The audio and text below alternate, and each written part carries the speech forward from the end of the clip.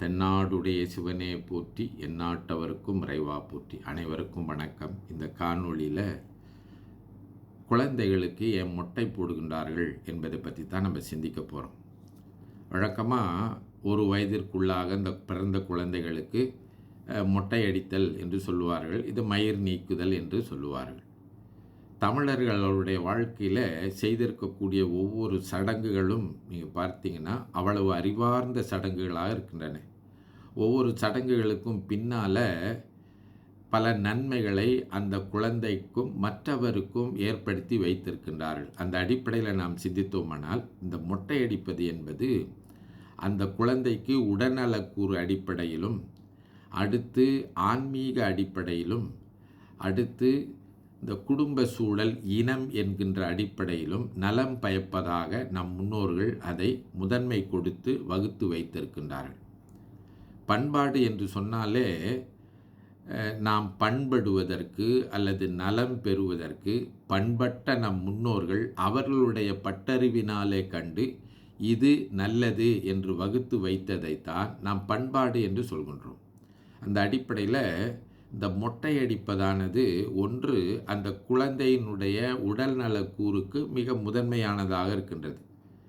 உங்களுக்கெல்லாம் தெரியும், குழந்தை பிறப்பதற்கு முன்னால் 10 திங்கள் தாயினுடைய கருவறையில் இருக்கும். அப்படி இருக்கின்ற காலத்தில் அந்த குழந்தை தாயினுடைய பனிக்குடத்திலே நீர் சூழ்ந்த ஒரு சூழலில் இருக்கும். அது பிறந்த உடனே அது கருவில் இருந்தபோது வளர்ந்திருக்கின்ற தலைமயிரோடு இருக்கும்.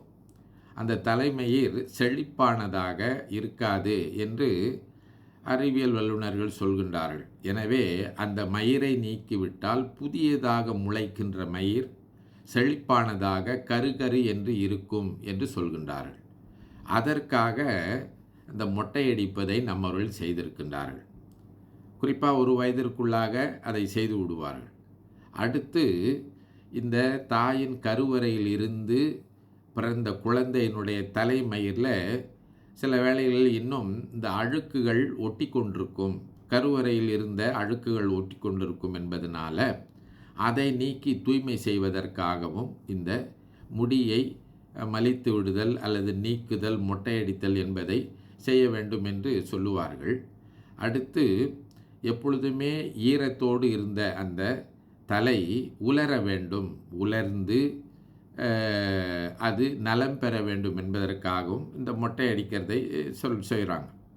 அடுத்து பார்த்திங்கன்னா ஆன்மீக அடிப்படையில் இந்த மொட்டை அடிக்கிறது, அது இறையியல் அடிப்படையில் இந்த மொட்டை அடிக்கிறது என்பது போன பிறவியை நீக்கி, போன பிறவியில் உள்ளவற்றை எல்லாம் மறந்து இந்த பிறவியில் ஒரு புது மனிதனாக, புது சிந்தனையோடு, புதிய நற்பண்புகளோடு அந்த குழந்தை வளர வேண்டும் என்பதற்காக அந்த முடியை நீக்குவதாகவும் சொல்லப்படுகின்றது. அதற்கு மேலாக நம்ம வழக்கமாக இந்த முடி இறக்கிறது, முடிக்காணிகை செலுத்துது அப்படின்னு வழிபாட்டில் நம்ம பார்ப்போம். அது எதற்காக என்று சொன்னால், இந்த முடி என்பது யான் எனது என்ற செருக்கினை காட்டுவதாக சொல்கின்றார்கள். அதாவது முடின்றது ரொம்ப அழகு, நம்முடைய யான் எனது நான் தான் அழகு என்கின்ற ஒரு மாதிரி ஒரு செருக்கு இருக்குது இல்லைங்களா.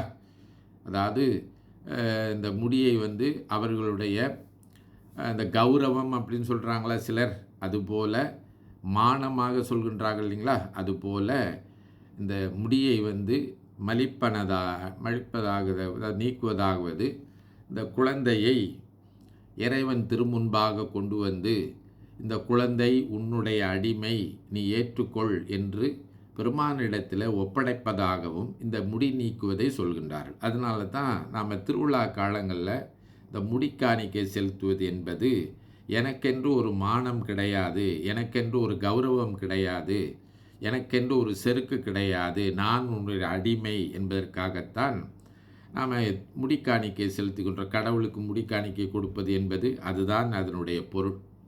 அப்போது இறைவனிடத்தில் இறைவனுடைய அடிமையாக ஒரு புதிய உயிராக அந்த குழந்தையை ஒப்படைப்பதற்காக இதை செய்கின்றார்கள்.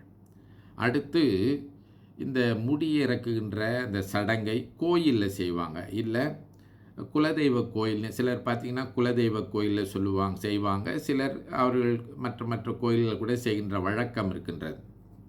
இப்படி செய்வதானது இந்த குலதெய்வ கோயிலில் போய் முடியிறக்குவது என்ன என்று சொன்னால், இந்த புதிதாக பிறந்த குழந்தை இருக்கின்றதே, அது அந்த இனத்தினுடைய பரம்பரையில் ஒரு உறுப்பினராக சேர்த்து கொள்ளப்பட வேண்டும் என்கின்ற அடிப்படையில் முன்னோரினுடைய வாழ்த்தை பெறுவதனுடைய அடையாளமாகத்தான் இந்த குலதெய்வ கோயிலில் கொண்டு போய் மொட்டை அடிக்கின்றது என்று வைக்கின்றார்கள்.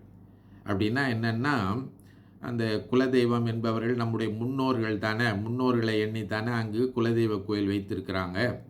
அப்படின்னா நம்ம முன்பு வாழ்ந்த வீரர்கள், முன்பு வாழ்ந்த சான்றோர்கள், அவங்களுக்கு தான் நினைவாக குலதெய்வமாக வைத்திருப்பார்கள். சில இடங்களில் தொழில் அடிப்படையிலும் குலதெய்வ கடவுள்கள் இருக்கின்றார்கள், தெய்வங்கள் இருக்கின்றார்கள். அப்போது அந்த குலதெய்வம் என்பது என்னன்னு சொன்னால், முன்னோர்களுடைய வாழ்த்தை பெற வேண்டும் என்பதற்காகத்தான் முன்னோர்களிடத்தில் போய் இந்த குழந்தையை உங்களுடைய அடிமையாக நம்முடைய பரம்பரையில் ஒரு உறுப்பினராக ஏற்றுக்கொள்ள வேண்டும் என்கின்ற வாழ்த்தினை பெறுவதற்காகத்தான் இந்த குலதெய்வ கோயிலில் போய் மொட்டையடித்து அந்த கோயிலில் வழிபாடை செய்கின்ற மரபு இருக்கின்றது. சிலர் பெருந்தெய்வத்தையே குலதெய்வமாக, சிவனையோ முருகனையோ இப்படி பெருந்தெய்வத்தையே குலதெய்வமாக கொள்கின்றவர்கள் அந்த முருகன் கோயில்லையோ அல்லது சிவன் கோயில்லையோ போய் மொட்டை அடிக்கின்ற வழக்கத்தை செய்கின்றார்கள். அதுவும் பெருமானுடைய வாழ்த்தை பெறுவதாகவும் முன்னோருடைய வாழ்த்தை பெறுவதாகவும் அமைவது. அப்படி இந்த மொட்டையடிப்பது என்பது நான் ஏற்கனவே குறிப்பிட்டது போல உடல் நலக்கூறு அடிப்படையிலும், அடுத்து இறையியல் கூறு அடிப்படையிலும், அடுத்து நம்முடைய குடும்ப சூழல் அடிப்படையிலும் செய்யப்படுகின்றது. இப்படி மொட்டையடிக்கின்ற நிகழ்ச்சியில் இந்த குடும்ப உறுப்பினர்களெல்லாம் சேர்வார்கள். சேர்ந்து அவர்களெல்லாம் மகிழ்ந்து உண்டு அந்த குழந்தைக்கு வாழ்த்தினை தெரிவித்து முன்னோருடைய வாழ்த்தை பெறுகின்ற ஒரு நிகழ்ச்சியாகவும் இந்த மொட்டையடிக்கின்ற நிகழ்ச்சி நடத்தப்பெறுகின்றது. இது தவிர மொட்டையடிக்கின்ற போது தாய்மாமனுடைய மடியில் அமர்ந்து தான் மொட்டையடிப்புதல் என்கின்ற ஒரு வழக்கத்தையும் நம்ம தமிழர்கள் வைத்திருக்கின்றார்கள். அது எதற்காகன்னு சொன்னால், இந்த வழக்கமாக தாய்மாமன் எனப்படுபவன் அந்த தாய்க்கு பின்னால் ஒரு காப்பாக இருப்பது நம்முடைய தமிழர் பண்பாட்டிலே சொல்லியிருக்கின்றார்கள். அந்த தாய்க்கும் அந்த தாயினுடைய பிள்ளைகளுக்கும் அவருடைய பெற்றோர்களை தவிர்த்து தாய் மாமன் பின்னாலே இருந்து பாதுகாப்பாக அரணாக இருப்பதற்காக நம்ம தமிழர்கள் தாய் மாமனுக்கு முதன்மை அளிக்கின்ற அந்த வழக்கம் தமிழர் பண்பாட்டில் இருக்கின்றது. அதனால் இந்த அந்த பையனையோ பெண்ணையோ பிள்ளையோ அந்த தாய்மாமன் மடியில் வைத்து அந்த முடியை இறக்கின்ற போது இந்த குழந்தையினுடைய பாதுகாப்பிற்கு அவன் பொறுப்பேற்கின்றான், அந்த குழந்தையினுடைய வளர்ச்சியில் அவன் எப்பொழுதும் துணை இருப்பான் என்கின்ற இந்த குடும்ப உறவினர்களையும் அந்த உறவு நெருக்கத்தையும் ஏற்படுத்துகின்ற ஒரு நிகழ்ச்சியாக இந்த மொட்டையடித்தல் நிகழ்ச்சி இருக்கின்றது. இப்போ பாருங்கள், இந்த ஒரு மொட்டையடிக்கின்ற ஒரு நிகழ்ச்சியில் நம்முடைய பண்பாடு, நம்முடைய இனம், நம்முடைய பரம்பரை, அடுத்து நம்முடைய சமயம், உடல்நலக்கூறு என்று பல்வேறு கூறுகளை உள்ளடக்கி இருக்கின்ற இந்த ஒரு நிகழ்ச்சியாகப்பட்டது, ஒரு சடங்காகப்பட்டது வெறுமனவே செய்யப்படாமல் இப்படி ஒரு சூழலில் செய்யப்படுகின்ற போது அது குடும்பத்திற்கும் இனத்திற்கும் பண்பாட்டிற்கும் நன்மை பயப்பதாக அமைகின்றது இல்லையா? அதனால தான் நம்ம முன்னவர்கள் இந்த மொட்டையடிக்கின்ற பண்பாட்டை குழந்தைகளுடைய வாழ்க்கையில் முதன்மை கொடுத்து ஏற்படுத்தி இருக்கின்றார்கள் என்பதை நாம் புரிந்து கொள்ள வேண்டும்.